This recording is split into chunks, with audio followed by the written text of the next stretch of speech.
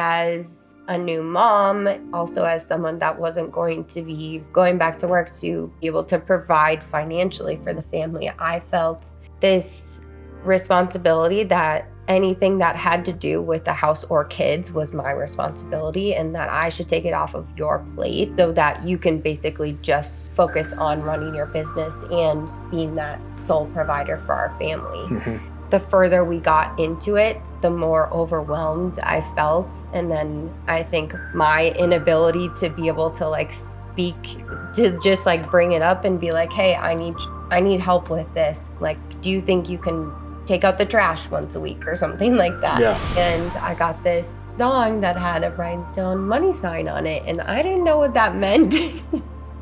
I'm pretty sure I wore that same pair of underwear to a sleepover at my dance studio once, and the teacher found it and she was like, whose underwear is this? And she did it in front of all of the classes. That's mine. Cha-ching!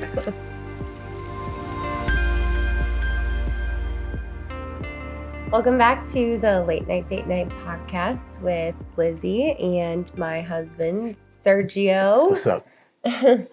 Today we are talking about some hard stuff from the past because Sergio posted a reel recently that kind of took off, especially with the women, but it talked a lot about how we took on very traditional gender norms in our relationship when we entered our parenthood journey, and that caused a lot of tension and resentment in our relationship, and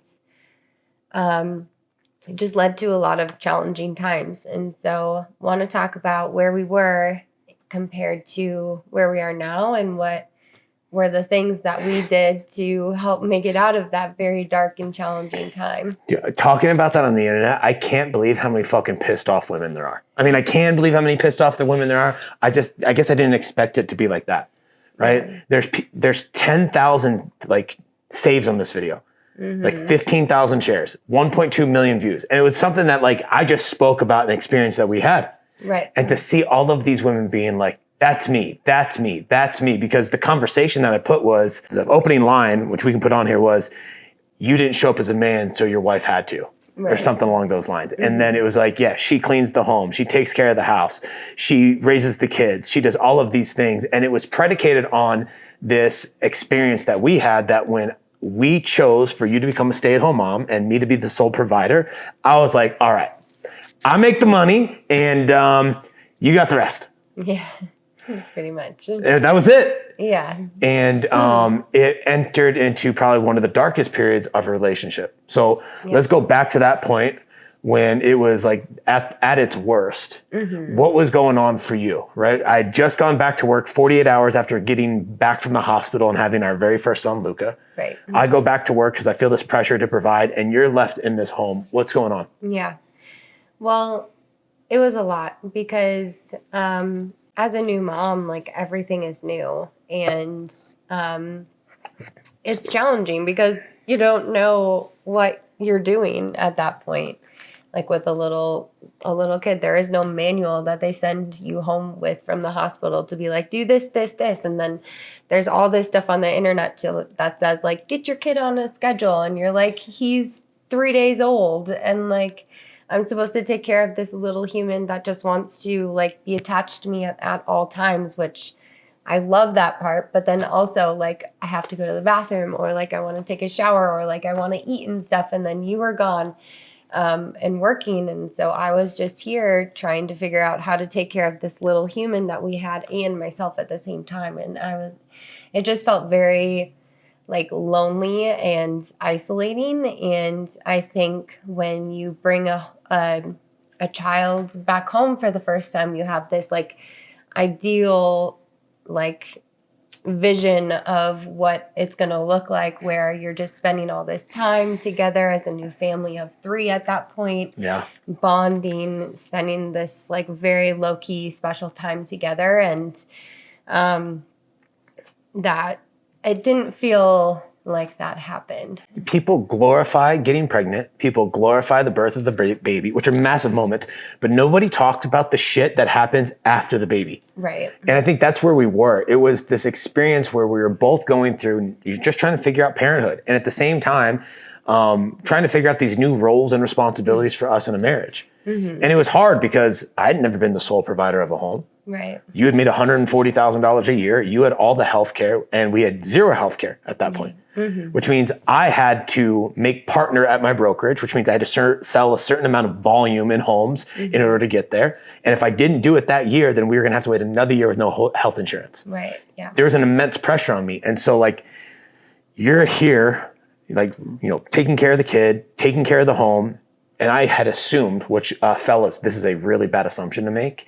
Don't just assume your wife's going to do everything outside of making money, because I operated that way for 6 months. And the amount of fights that we went through over that was pretty significant. Yeah. What was that like for you when we were in this place of making this decision? We'd gotten past this place of like the real newness of the baby, like the first, couple weeks. Right. And you're settling into like, hey, you're running the house now. Yeah. What was that like for you? I remember there were a couple times in conversation where we were like, okay, let's like sit down and have a conversation about like who's going to be responsible for what. And I think as a new mom and also as someone that wasn't going to be going back to work to be able to provide financially for the family, I felt this responsibility that anything that had to do with the house or kids was my responsibility, and that I should take it off of your plate so that you can basically just focus on running your business and being that sole provider for our family. And so it wasn't just all you. Like, I think I had this high expectation for myself to be able to take care of all of it. And the further we got into it, the more overwhelmed I felt. And then I think my inability to be able to like speak, to just like bring it up and be like, hey, I need help with this. Like, do you think you can take out the trash once a week or something like that? Yeah. I think just played into this division that we created where you do this, you stay in your lane, and I do this, and I stay in my lane. I remember just coming home being like, why are you so fucking tired all the time? Right? Like, I got it. I was like, okay, cool. And it wasn't just like right after the recovery phase. It was like 3 months in. I'm like, what do you mean you're tired all the time? I was like, what are you doing? Like, I would come home and you'd be like sleeping on the couch. I'm like, the house is a fucking disaster. I'm like, what in the actual fuck is going on here? Yeah. And it was my own ignorance that I didn't know. But I remember just, being in the military kind of fucked me. Because I like everything clean and everything put a certain way, which I've completely had to surrender to that, having toddlers. Right. But it was in this initial phase where I'd be like pissed. Yeah. And your job would, your job, one of the things that you said you were going to do was go get groceries. And then we would run out of groceries and I'd be like, well, what the fuck? Am I just going to have to do everything? Yeah. That's how I felt. Right. Yeah. And I was like, what do you mean? There's groceries like in the fridge, in the pantry. Like, maybe it's not the one thing that you wanted, but like, do you think you could compromise and eat something different, for like a day? I really like bananas for breakfast. And I felt like, I wanted that for breakfast. I like it in my oatmeal. Yeah. I remember that. It was over the banana. It was over the banana. Yeah. It was like a banana thing. Yeah. Right. But yeah, it was so challenging because there were so many things going on. And I remember it was like 6 months in and I'm down in my office and you and I had gotten into a fight either that day or the night before. So it was really fresh in me. And I'm sitting there and my cell phone is on the desk and I'm writing contracts and it rings and it's you. And I'm like, no, I'm not dealing with this shit right now, which is a problem in and of itself, right? If your wife's calling, pick up the fucking phone. You'd pick up a client's call, but if your wife's calling, you're going to wait. No, that's not going to fly. So then you call again and I'm like, okay, this must be important. So I pick it up and you're just like, you're hysteric. And I can't understand what you're saying, but I can hear you crying. I can hear our son, Luca, crying because he's like 5 months old. Yeah. And you're like, I just need you, come home. And I remember being like, what the fuck now? Right? And so I pack my bag and I drive home and I walk in through the door and I just see you laying on the ground, like your feet are dangling. I was like, oh shit, something happened. And I run over and you're crying and you have Luca holding him and he's crying too. And it was the first time that you told me that you were depressed. Yeah.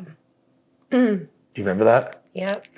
And it was like, it was a moment where I realized that it was one of those things where it's like, God, guys have heart attacks and then they're like, oh, I got to change the way that I'm living. It was one of those moments where like, I felt like I got punched in the face. I was like, fuck, I got to change something. Like this isn't working. Yeah. What do you remember from that moment? Oh, I remember that like very vividly.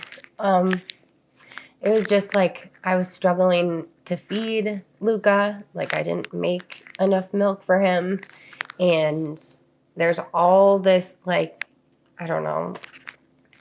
To me, the way I interpreted it was like societal pressure to be able to breastfeed for your baby, you know, for the first 2 years. And I was barely even surviving 6 months in. And, you know, when that comes up, like you feel like a failure. And then I felt like I could barely take care of him, barely take care of myself. Like we were fighting. I just felt like I think I was drowning and I was super depressed. I was supposed to go to see my midwives that day to get some things checked to see if there was anything wrong with my thyroid that would prevent me from being able to create enough milk for him. And we weren't going to make it. Like it was just one of those mornings where I was supposed to be there and we were supposed to leave and things just didn't work out as planned. And that was causing a lot of stress. And so I just kind of lost it. And started crying, and then I was just like, okay, I need help. So I called you. And do you feel like things changed after that? I mean, because I'm reading through all these comments, and you know, one of the comments that stood out to me, and I'm going to paraphrase here, was, it's really hard to be married and a single mom at the same time. Yeah. And it struck me, and I wrote underneath it, I was like, I hope every guy gets to read this comment, and so I pinned it at the top because. As you're saying that, I realized that, like, yes, we were married, and I'm the father to our boy, Luca, because we only had one at the time. Yeah. But you were solo parenting, like, all by yourself. You were all alone. And I'm reading these comments, and these women are just like, they're sad. Yeah. They're depressed. They can't believe that, you know, they're in this marriage. A lot of them are already, they want out. They said it would be easier for them to be solo parents and work a full-time job than be a stay-at-home mom and be by themselves. Yeah.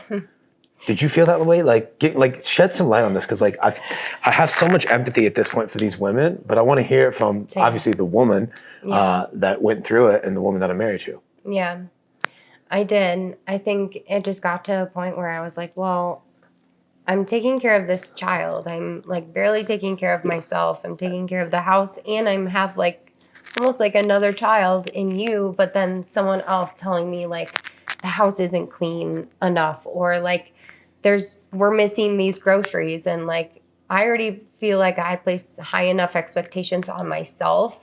So then to have another person come in and be like, this is still not good enough, like is just like the icing on the cake. So then at that point it's like, okay, well, I would be better off. Like this would be easier if I were just by myself, you know, taking care of these kids like alone, because then I can run my life according to my expectations. And like, if I have to clean up the house after the kids get into bed, like that's not a big deal, you know, then I don't have someone getting like angry at me because it wasn't done beforehand or because it wasn't done to their standards. Like it's only my standards that I have to like run by. And so it just got a lot easy. I was like, this would just be a lot easier if I just did it by myself. Yeah. Do you remember what you told me after that day? No. You told me, you said, I fucking hate you and I hate this relationship. Oh, yeah.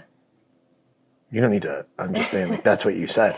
And it was one of those wake up calls for me where I was like, you know, it's hard when you can be a professional success and a personal failure. Like when you're crushing it in your business and everything, your clients love you, your coworkers love you, you're getting all these awards and accolades, and then you come home and you're not the man anymore. You're not the guy anymore. Right. You step into something where you're like at the highest of highs, and then you open the door to something that you want to be peaceful and loving, and it's the lowest of lows. Right. And you said that to me, and I remember being for the first time being like, oh shit, if this doesn't change, like, we're done. Yeah. How did you, like, do you feel like that was a pivotal moment for our relationship? I do. I think I'm hard-headed, And it takes me a little while to figure things out and how to let things go and how to not be so black and white about everything. And so it was a moment of like deep self-reflection, because it came back to this realization that I've always had was like, whether it's you or another woman, these problems are still going to exist. Yeah. If I act this way in a different relationship, another woman, unless she's absurdly submissive and just like, oh, I'll just do anything, what I would just walk all over and just treat her like shit anyway, which would not be a good relationship. Yeah. But the problems would still exist. And so I was sitting here being like, well, I want to be with Lizzi. I don't want to be a weekend dad and be a divorced dad. I want my boys to have a family unit, because I know that the studies show that couples that stay together have kids that thrive at a different level. Right.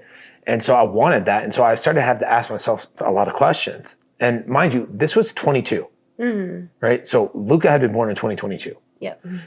And I think 6 months after he was born, which was October. Yeah. And I made a decision. I was like, I'm going to go to this event.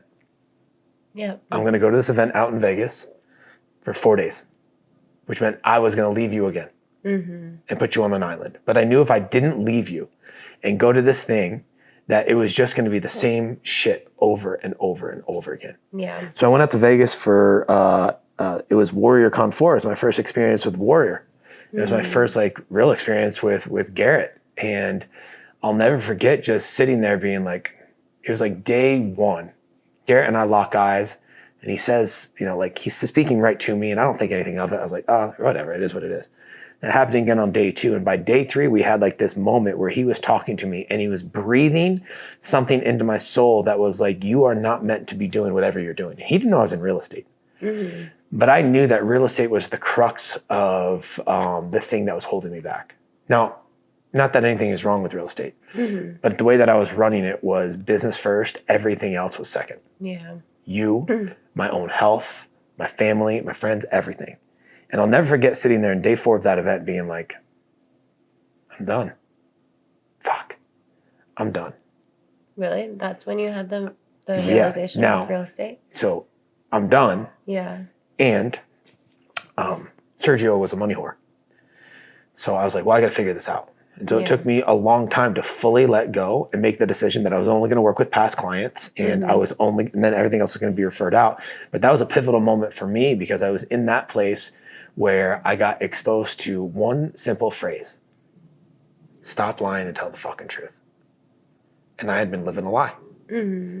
I had said that you were the most important thing in my life, and my actions did not match that. I had been lying to everybody that was around me, saying that everything at home was fine and we were doing well and business was great, when in reality I was just suffering in silence. And I was just I was white knuckling the fuck out of life. And so that moment when we had that experience with Luca, I knew that I had to change something, but I didn't know what it was. And so it was pivotal for me. And I just was like looking at my calendar today. It's been 3 years.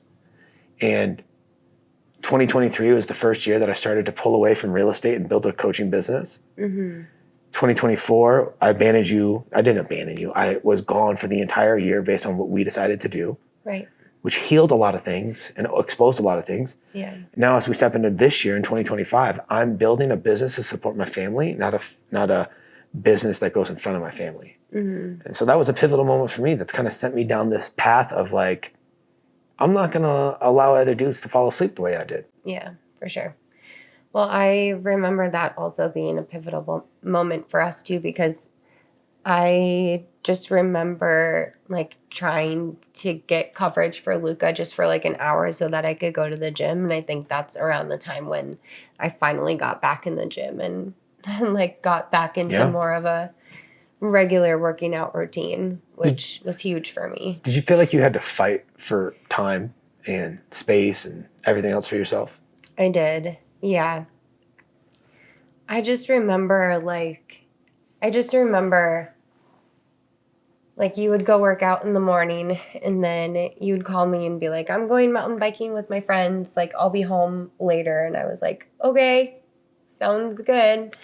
And like, I know mountain biking is like so good for you and, you know, you enjoy doing it. It's always good, a good reset. And I was like, okay, that sounds good. But like deep down in me, I was like, well, like I just want an hour. Can I just have an hour to like go to the gym or do something for myself so that I can feel better? Like mentally, emotionally, physically, all the things. And I feel like that was just such a struggle for us in the beginning.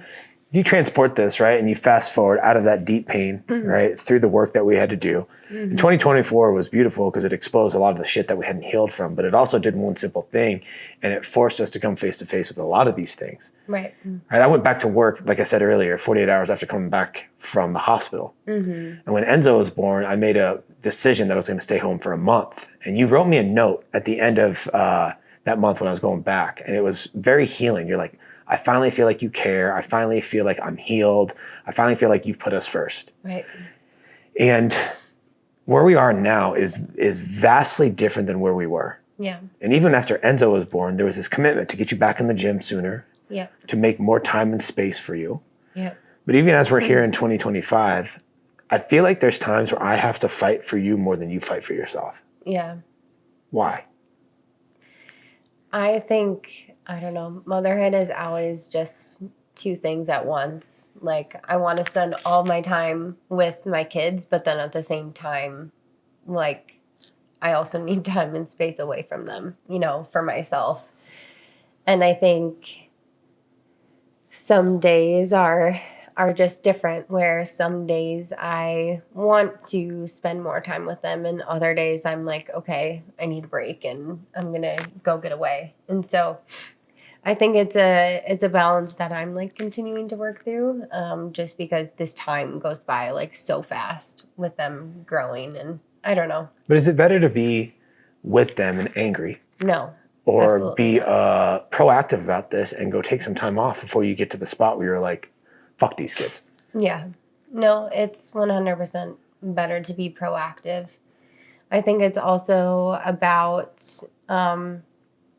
knowing what the week looks like and being able to take that time throughout that week to be able to basically just manage your own mental health and things that are going on. So like last week with Enzo's birthday and stuff, and how busy I was with just like all the errands, I felt like it was just one of those weeks where I had to kind of like push through and grind. But then like on Sunday, we got to go to the gym together. I got to work out and actually finish my workout because you know, went to go pick up the kids from Kids Academy early, and then I could spend an extra 15 minutes finishing my workout. Yeah. Like those are even just that like small change, like where I don't have to be the number one like person to go get them if they're having a hard time or if our time is up at the Kids Academy, like is huge, you know? And for you to also just be like, hey, it's okay, I got this. Like we can hang out for 15 minutes. It's not a big deal. Whereas like I feel like 3 years ago, it would have been like, absolutely not. You're not done? That's too bad. Like, you know, like we should have got here earlier or something like that. Yeah, dude, that was... like, sometimes you repeat back shit that I've said, and I'm like, well, cool. Like, nice job, Sergio. You really thought that one out before you said it. What's been the biggest... What have you appreciated the most in this current season of life that we're in, right? This beautiful, like, I love where we're at. Same. I love the boys. I love our marriage. I love our date nights, our sex life, our conversations, all of it. Yeah. What have you seen being the biggest adjustment that I've made that has the biggest impact on you and then on us? Yeah.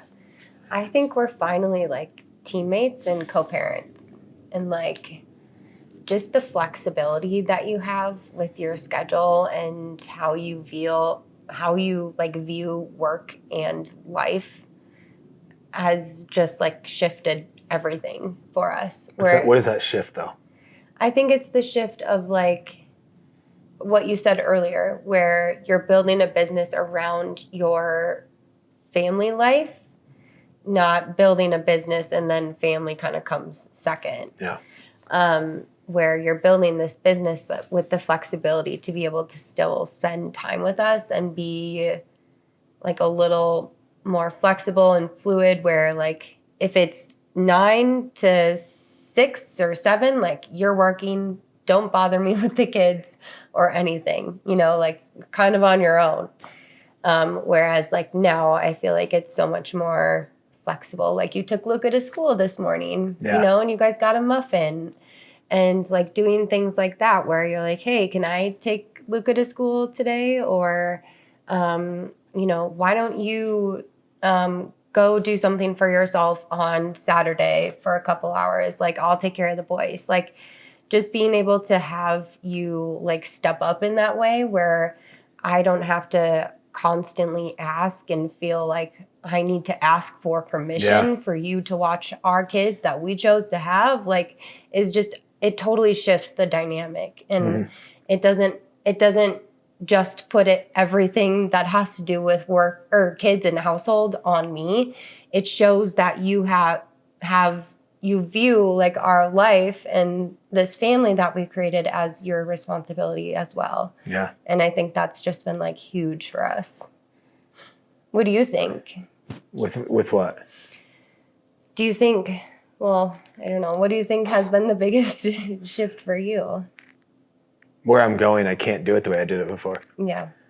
Like to be real, like, if you had said, you know, you can't, not that you can't do this, but I'm not going to support you in the coaching thing, I would have had to heavily consider going somewhere, a different direction. Not in my business, in our relationship. Yeah. And so what I realized was like, everything that I want is with you. Yeah. Everything that I want is with the boys. Everything that I want to build is family based, right? And so for me, I think the biggest shift was seeing that what I'm building, the marketing is a direct representation of just my life. Yeah. And so what I'm trying to sell other men and show other men is what is possible, which I love the fact that I'm able to, I've called it, I am the standard, right? For a reason, like I am the standard as a man, as a father, as a husband, and as an entrepreneur. Right. And so that means that like my life has to be a representation of a standard and it has to be a high one. And so I think that was the pivot. It was like, how can I tie all of this together? How can I bring all of it together? Right? Because for me, this is what I'm called to do. And so I told you that like I would have to go a different direction because for me, like this calling that I have right now trumps everything. Right. But for this calling to work, God whispered one simple phrase into my brain that he's repeated over and over. This does not work until your marriage works. Yeah. You've said that for a long time. Long time. And so that has been kind of at the forefront. It's like, hey, I want this to work. I want to have a better marriage. I want to have a deeper connection. And I'm greedy with it. And so that was the pivot, was just like, I can have what I want. I can make the money I want, have the marriage I want, be the dad I want, and do the fun shit that I want to do. Yeah. And the moment that I realized that the only thing that was holding me back from having that was me, I started to ask myself, well, what are the rules that I've been playing by that no longer serve me? Right. And then I just fucking broke them. Yeah. But how do you set aside that pressure to be the sole provider for our family now, with this idea that you can create more flexibility in your life and build your family first and your business around it? I have to be efficient and effective with what I do. The reason most men work late is not because they're doing a bunch of shit. It's because they fuck around all day and then they use working late as the excuse not to go home and deal with the conversations in the house. Gotcha. And so it's all a bunch of bullshit. These are stories that they tell themselves. Are there late nights? Sure. But for me to truly provide, I have to be efficient with what I do. I have to be laser focused in the tasks that I take on, and I have to be willing to say no to things. This isn't a game about being busy. This is about a game of being productive. Right. And that was the moment where I was wearing busyness as a badge, and I chose to be productive in order to produce. That helped me see things differently. Yeah. I don't have to say yes to everything. Yeah. And the last thing that really set me free was I was done being a people pleaser. Yeah. So if you ask me to do something, I will, and I don't want to do it, I'll just say no. Yeah. Hey, do you want to come out to the bars? No. Right. Do you want to work in this project? No. Yeah. Do you want to take on this new client? No. Well, why? I don't need to explain anything. I just don't want to. Yeah. And it's that I started to just say no to the things that didn't serve me and step into the things that did. Right. You have to be very strong and confident and know what your values are, and then anything that it falls outside of that, basically you say no to. Yeah. I interpret. Absolutely. Yeah. So all these women are online. You can go and read the comments. If you could go back as this current version of you, this powerful version of Lizzi, the most powerful version of Lizzi that I've seen, what would you tell her? Yeah. I would tell her to not settle for a relationship that is just not working for you.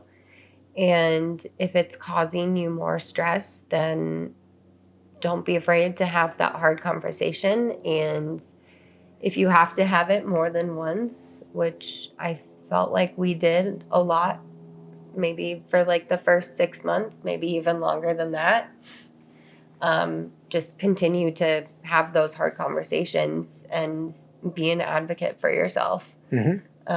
Because if it's not working, it just leads to so much chaos in your life and in your relationships, and it's not healthy for you or anyone else around you. And so at that point, it's up to you on what you do next, whether or not you settle and stay or if it's easier to leave. I'm just thankful that we're on the other side and we decided to come together and work together on both of our shit that we needed to work on to basically get to like this healthier spot. Because like you're not just the bad guy. Like there were certainly things that I had to work on too in the way that I came to you with, hey, I need this, instead of like attacking you. Can you say that just one more time and a little bit louder into the mic? But it's true. Like, you're not all of the blame. I'm so glad that we got that on. I've been waiting 5 fucking years for her to say that. I'm just kidding. She said it, but it feels good. It feels good to know that I wasn't just the bad guy.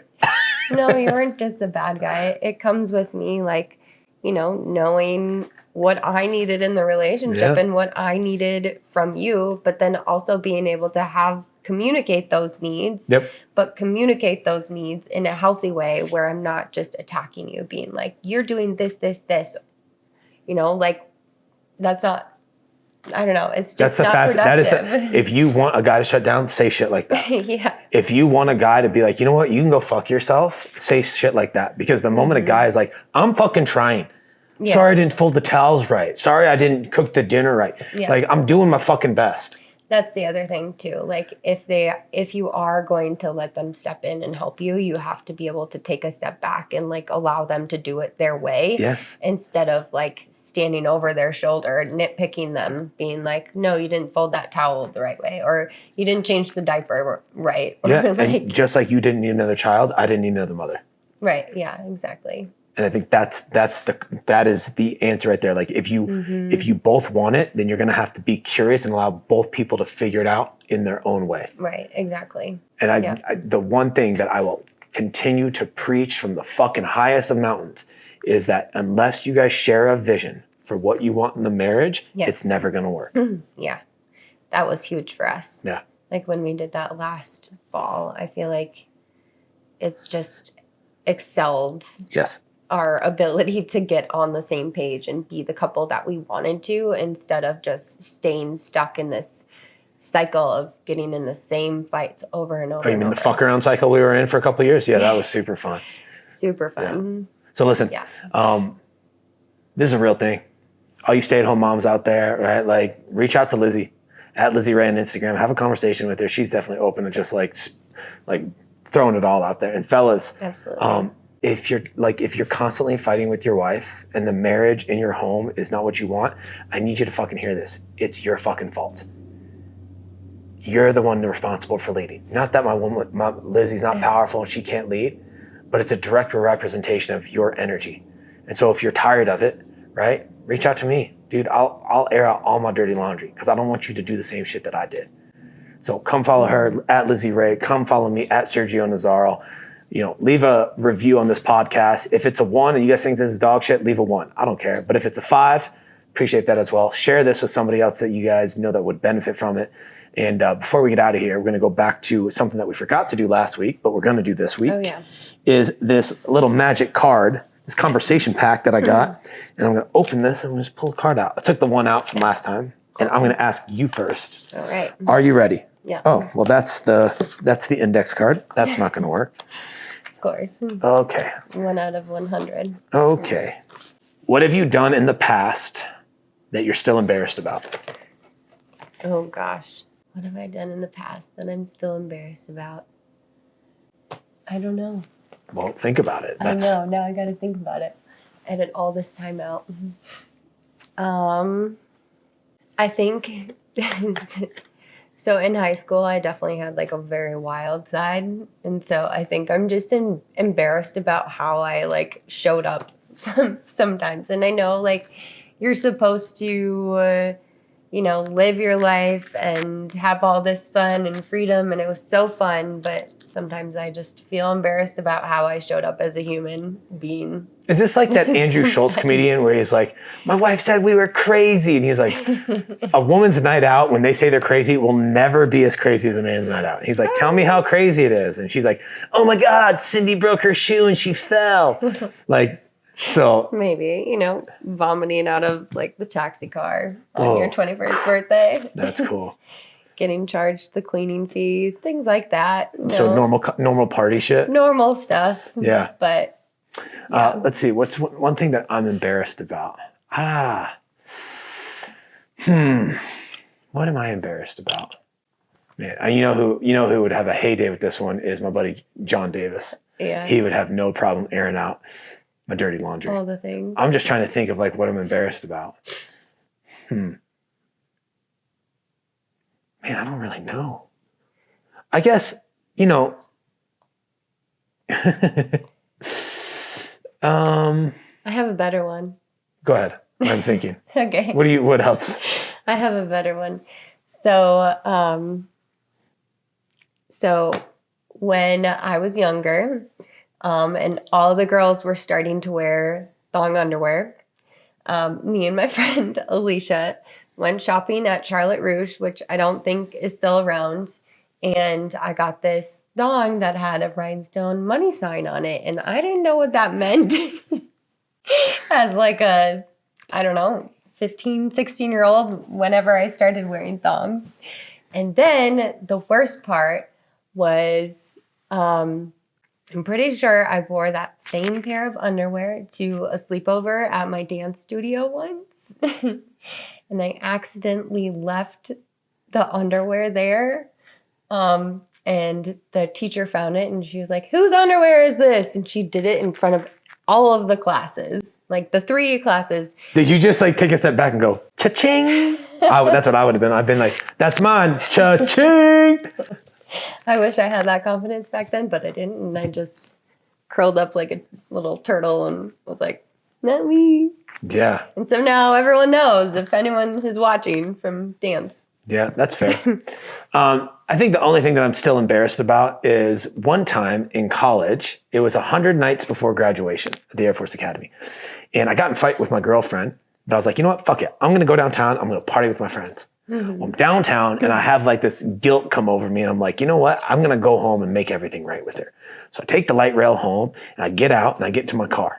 And I drive over to her house, but I'm fucking wasted, right?